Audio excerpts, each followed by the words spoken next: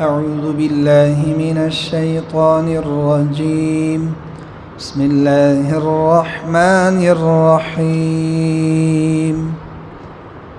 وإن كان ذو عسرة فنظرة إلى ميسرة وأن تصدقوا خير لكم إن كنتم تعلمون واتقوا يوما ترجعون فيه إلى الله ثم توفى كل نفس ما كسبت وهم لا يظلمون۔ گزشتہ درس میں گزشتہ آیات میں ہمیں یاد ہوگا سود کا معاملہ، پہلے صدقات کا بیان تھا، خیرات کا، پھر سود کا بیان، پھر اس کی مذمت اتنے شدید الفاظ میں کہ اس کا ہم سوچ بھی نہیں سکتے، اور اس کا جو نتیجہ ہے وہ بھی اللہ نے بیان کیا۔ صدقہ خیرات کا نتیجہ مالوں کا بڑھنا ہے، اور سود کا نتیجہ کیا ہے؟ مالوں کا کم ہو جانا ہے، اگرچہ ظاہر میں آنکھ میں جو بھی نظر آ رہا ہو۔ پھر ان لوگوں کو سود سے باز رہنے کا حکم دیا گیا، اور یہ بھی کہا گیا کہ جو لوگ سود سے باز نہیں آتے پھر بھی سود کا لین دین کرتے ہیں، ان آیات کے نازل ہونے کے بعد، احکامات کے اتر جانے کے بعد بھی سودی لین دین کرتے ہیں، تو ان لوگوں کو قیامت میں دن دیوانوں کے ساتھ تشبیہ دی گئی، اور انہیں یہ کہا گیا کہ اگر تم اب بھی باز نہیں آتے تو تم دنیا میں ہی اللہ اور اس کے رسول کے باغی ہو، اور تمہارا اس سے اللہ اور اس کے رسول کا تمہارے سے اعلان جنگ ہے۔ تو کون ایسا طاقتور ہے، کون اتنی جرت رکھتا ہے کہ جو اللہ کے ساتھ کیا کر لے؟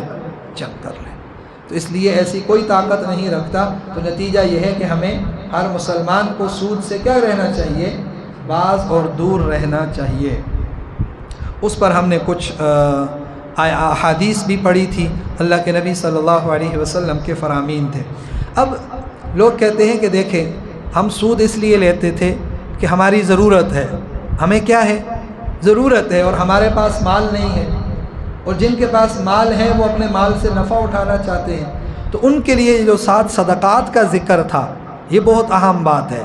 کیا کہ سود والوں سے سود سے منع کیا، پھر ساتھ میں صدقات کا ذکر کیا کہ اگر تمہارے ارد گرد میں کوئی ضرورت مند ہے، حاجت مند ہے، تو تم صدقات اور خیرات کے ساتھ اس کی ضرورت پوری کرو تاکہ اسے سود لینے کی ضرورت پیش نہ آئے۔ تم اس کی ضرورت اور حاجت کو کس سے پورا کر لو؟ صدقات کے ساتھ اور خیرات کے ساتھ ان معاملات کو، ان کی ضرورتوں کو پورا کر لو تاکہ وہ لوگ اللہ کی اس نافرمانی سے باز آ جائیں۔ اب اور اگلی جو آخری چیز تھی آیت میں وہ یہ تھا کہ اگر کسی کا پہلے کا لین دین ہے سود کا تو وہ اس کو کیا کر دے؟ اب ختم کر دے، اب لین دین اجازت نہیں ہے، اگرچہ سابقہ اور بقایا بھی ہے تب بھی نہیں لے سکتا۔ تو جب یہ حکم نازل ہوا تو اس کے بعد بعض لوگوں نے اپنا جو اصل مال تھا، ایک تو اضافی تھا نا سود، اوپر کا جو تھی بنتی تھی وہ تو اللہ کے حکم سے انہوں نے چھوڑ دیا، لیکن جو اصل مال تھا اس کے مطالبے کے لیے انہوں نے تھوڑی سی سختی والا معاملہ کیا۔ جن لوگوں نے ان کے قرضے دینے تھے، سود پر پیسے لیے ہوئے تھے، ان کے ساتھ تھوڑا سختی والا معاملہ کیا کہ تم ہمارا اصل جو مال ہے وہ تو جلد سے جلد کیا کرو؟ واپس کرو۔ ٹھیک ہوگی بھائی، سمجھ آئی؟ پچھلے اصل میں حکم ہوا تھا کہ کیا کرو؟ اصل مال لے لو، اضافہ چھوڑ دو۔ تو جب یہ حکم نازل ہوا تو جو اصل مال والے لوگ تھے، جو قرض خواہ تھے، جو قرض لینے والے، انہوں نے شدت کے ساتھ، سختی کے ساتھ قرضداروں سے اپنے اصل مال کا مطالبہ کرنا شروع کر دیا کہ تم جہاں سے ہو دے سکتے ہو، نہیں ہو ہاتھ تنگ ہے، کھلا ہے، ہمیں نہیں پتہ، ہمارا اصل مال کیا کر دو؟ واپس کر دو۔ ٹھیک ہوگی؟ آیت سمجھ آ گئی تو آگے ترجمہ آسان ہو جائے گا پھر۔ تو اللہ تعالیٰ نے پھر یہ دوسری آیت نازل کی کہ تمہیں اصل مال لینے کا حق ضرور ہے، لیکن اس میں بھی تمہارے لیے حکم یہ ہے اے ایمان والو، اے اللہ کو ماننے والو، کہ تم اصل مال لینے میں بھی نرمی کا برتاؤ کرو۔ اگر تو وہ کھلے ہاتھ والا ہے، امیر ہے، پھر تو ٹھیک ہے، اس سے اپنا اصل مال لے لو، لیکن اگر اس کا فی الوقت ہاتھ تنگ ہے اب تمہارا وہ اصل مال بھی نہیں دے سکتا تو تم اس کے ساتھ نرمی کا برتاؤ کرو اور اسے مزید مہلت دو. اسے مزید کیا کرو؟ مہلت دو کہ وہ تمہارا اصل مال واپس کر سکے. اگر یہ بھی اصل مال کی واپسی، یہ تو پہلا حکم ہے، وجوبی ہے، لازم ہے اس بات میں کہ اگر آپ کا کسی پر قرضہ ہے اور اس نے جو وقت مقرر کیا تھا وہ آ گیا اور ابھی تک اس نے وہ پیسے واپس نہیں کر سکا، تو حکم یہ ہے، وجوبی حکم ہے کہ تم اس کو مزید مہلت دو تاکہ وہ جب اس کے حالات تھوڑے بہتر ہو جائیں وہ تمہارا مال واپس کر سکے. ٹھیک ہو گیا؟ ایک حکم یہ ہے. ساتھ میں اللہ تعالیٰ نے ایک دوسرا حکم دیا ہے، اگر تم لوگ وہ جو اصل پیسے ہیں وہ انہیں صدقہ ہی کر دو، قرضدار کو صدقہ ہی کر دو، تو یہ بہت بہتر عمل ہے، یہ استحبابی ہے، اچھا ہے، مستحب ہے، بہتر ہے کہ تم پیسے کیا کر دو؟ معاف کر دو اس کو، وہ پیسے سارے کے سارے چھوڑ دو اور اللہ کے راہ میں اسے صدقے کی نیت کر لو. تو یہ ایک دوسرا حکم ہے. اور آخر میں قرآن کریم کا جو خاص انداز ہے کسی بھی حکم پر قائم کرنے کے لیے، کسی بھی قانون پر پابند کرنے کے لیے، جو سب سے بہترین انداز ہے وہ تقوی کا حکم ہے اور اللہ سے ڈرنے کا حکم ہے. اس سے آخر میں پھر اس معاملے کو تمت کے ساتھ اتمام کیا گیا، اس معاملے کو ختم کیا گیا ہے.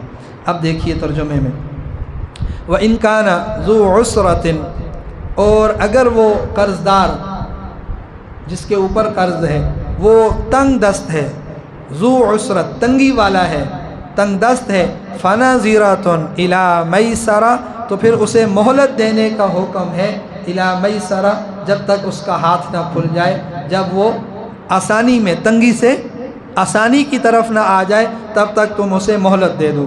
فَنَظِرَةٌ إِلَى مَيْسَرَةٍ، پھر اسے آسانی تک مہلت دینے کا حکم ہے. وَأَن تَصَدَّقُوا، اور اگر تم معاف ہی کر دو، لفظی معنی ہے صدقہ کر دو، کیا کر دو؟ صدقہ کر دو، یعنی وہ مال اسی کو بخش دو، تو خیر لکم، یہ تمہارے لیے بہتر ہے، ان کنتم تعلمون، اگر تم سمجھ رکھتے ہو، اگر تم جاننے والے ہو. ٹھیک ہوگی؟ دونوں باتیں میں نے ان کی شروع میں آپ کو بتا دی ہیں. اس کا حکم بھی بتا دیا ہے کہ اگر کوئی قرض دار تنگ دست ہو تو اسے مہلت دینا یہ حکم ہے، اور بہت بڑا عمل ہے، بہت بڑا اجر اور ثواب کے اعتبار سے بہت بڑا عمل ہے ایک مسلمان کو تنگ دست کو قرضے پر مزید مہلت دینا.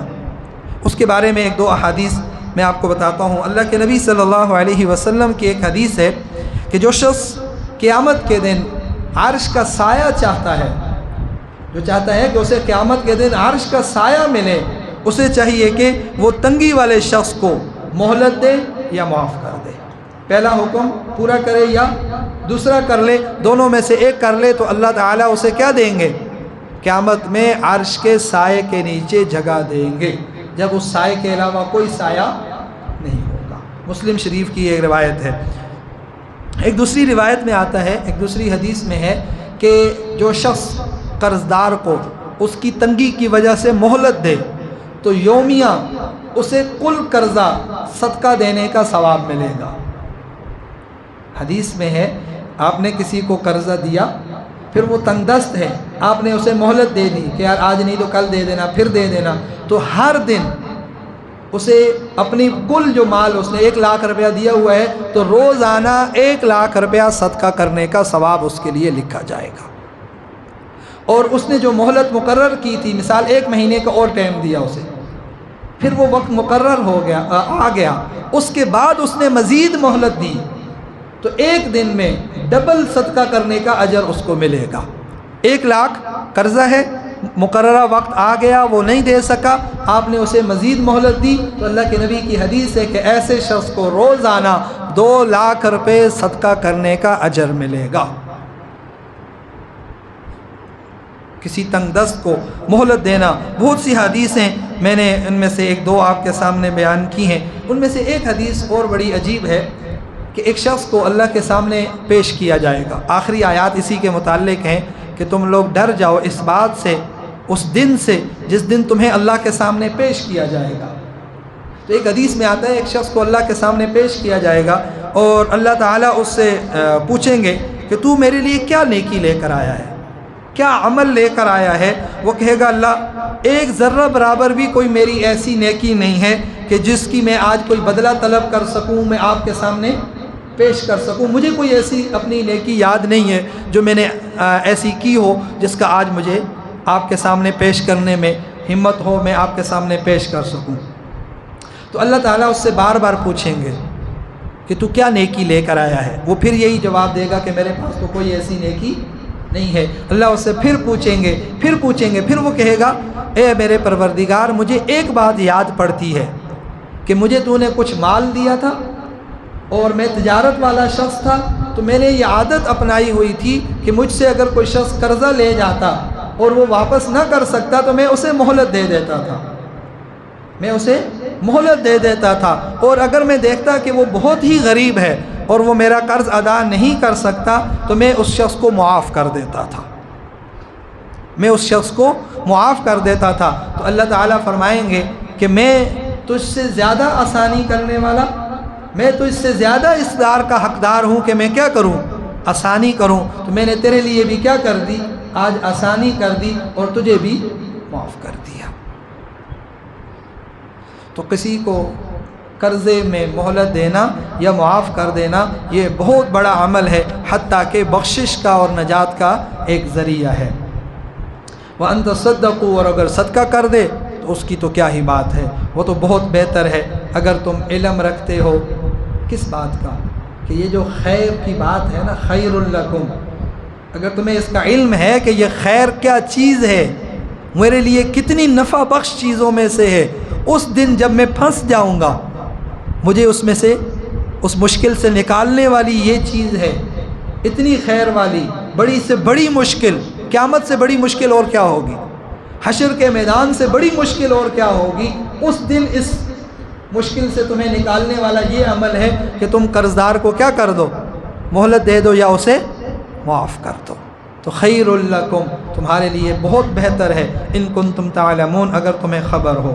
واتقوا یوما ترجعون فیہ الی اللہ، اور ڈرو اس دن سے، ترجعون فیہ، جس دن تم لٹائے جاؤ گے، ترجعون فیہ، جس دن میں تم لٹائے جاؤ گے، الی اللہ، اللہ کی طرف، تم اللہ کے سامنے پیش کیے جاؤ گے۔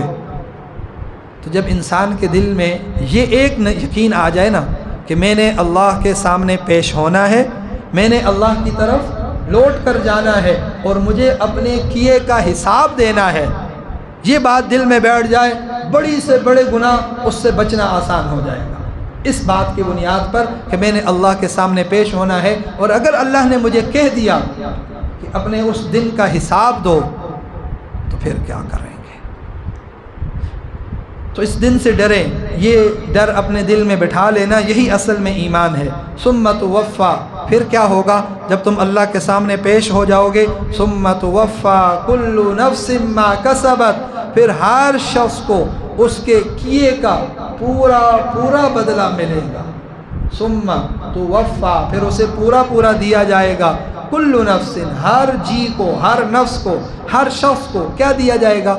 ما کسبت، جو اس نے عمل کیا، جو اس نے کمائی کی، کھری یا کھوٹی، اچھی یا بری کمائی، اچھائی کمائی یا برائی کما کر گیا، اس کا پورا بدلہ اس کو ملے گا۔ وہم لا یظلمون، اور ان پر کوئی ظلم نہیں کیا جائے گا۔ اللہ تعالی ہم سب کو اس قیامت کے دن میں اپنے عرش کے سائے میں جگہ نصیب فرمائے، اور ہمیں بھی اللہ تعالی ان اعمال کی اہتمام، اور اگر اللہ نے ہمیں کچھ وسعت دے رکھی ہے تو دوسروں کے ساتھ نرمی کا۔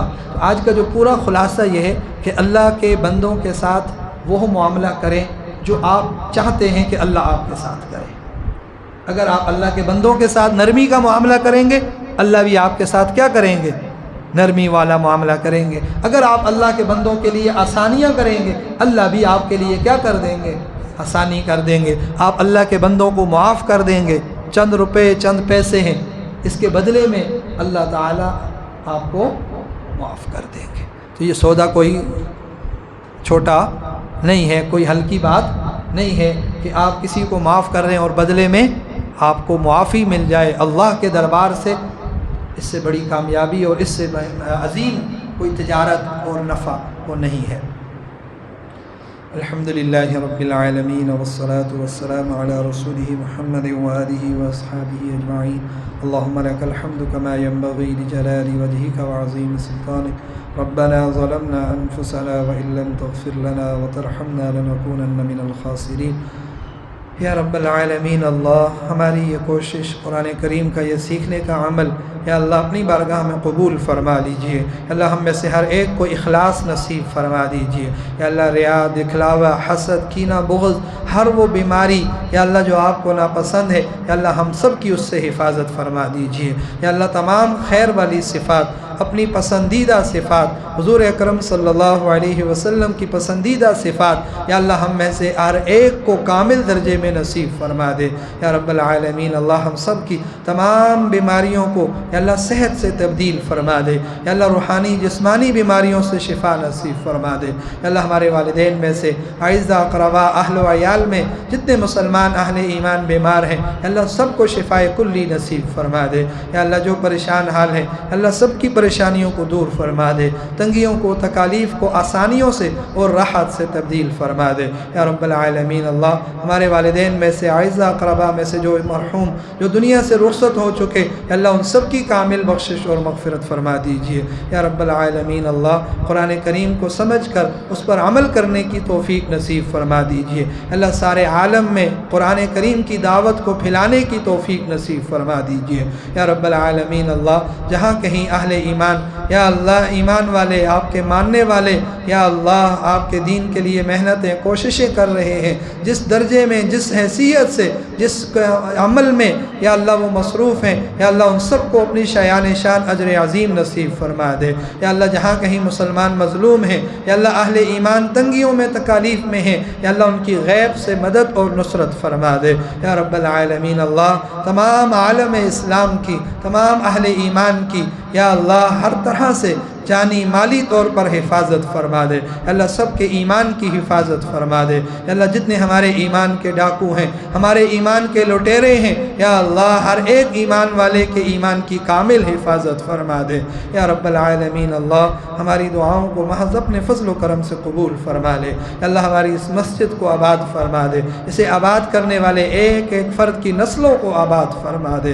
یا اللہ ان نوجوانوں میں سے اللہ بہت سے امتحانات سے گزر رہے ہیں یا اللہ ان سب کو کامل کامیابی نصیب فرما دے۔ یا اللہ دنیا آخرت کی آزمائشوں میں، امتحانوں میں یا اللہ سرخروئی نصیب فرما دے۔ یا اللہ کامیابی نصیب فرما دے۔ یا اللہ سب کو اپنی اطاعت والی، فرما برداری والی یا اللہ نوجوانی نصیب فرما دے۔ اپنے حبیب صلی اللہ علیہ وسلم کی محبت والی یا اللہ زندگی اور نوجوانی نصیب فرما دے۔ یا اللہ ان نوجوانوں کی زندگیوں میں، علم و عمل میں یا اللہ ان کے علم میں، عمل میں، جان مال میں یا اللہ گھر بار میں یا اللہ ہر طرح کی کامل برکت نصیب فرما دے۔ یا اللہ ہر درجے کی محبت اور الفت انہیں نصیب فرما دے۔ یا رب العالمین اللہ یا اللہ ہماری دعاؤں کو محض اپنے فضل و کرم سے قبول اور منظور فرما دے۔ صلی اللہ تعالی علی خیر خلقہ محمد و آلہ و اصحابہ اجمعین برحمتک۔ جزاک